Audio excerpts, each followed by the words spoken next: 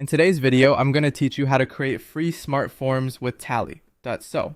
We'll start by heading to Tally.so and creating a free account if you don't already have one. Once you're signed in, go to your dashboard and click Create Form to begin building.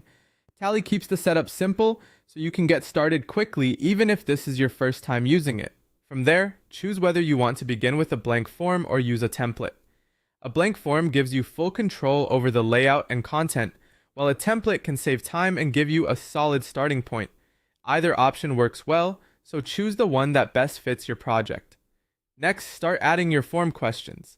In Tally, you can click anywhere on the page and begin typing. If you want to insert a field, use the plus button or type a / to open the field menu. You'll see a variety of useful options including short answer, email, multiple choice, checkboxes, drop-downs, date pickers, file uploads, rating scales, and long text fields. Choosing the right field type makes your form easier to complete and helps you collect cleaner responses. Once your questions are in place, organize the form so it feels clear and professional.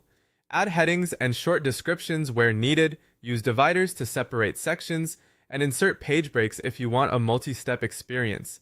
This helps respondents stay focused and makes longer forms feel much easier to complete.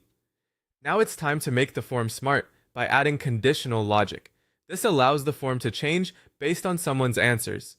To do that, hide the field you want to reveal later, then type /logic below the question that will trigger the change.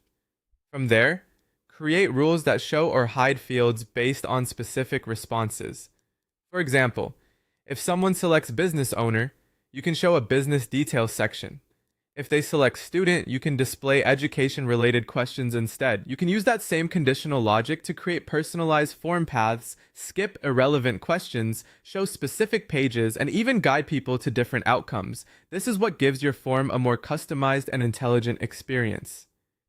If needed, add a file upload field so respondents can submit documents like PDFs, images, resumes, or other supporting files. This is especially useful for applications, onboarding, or review processes. After that, customize the thank you page. You can display a confirmation message, provide next steps, share helpful resources, or redirect users to another page.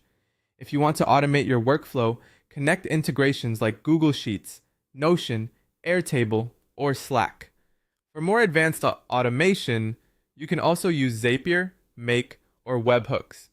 Before publishing, open preview mode and test several submissions. Make sure your logic works correctly, hidden fields appear when they should, form paths behave as expected, and any integrations receive the data properly.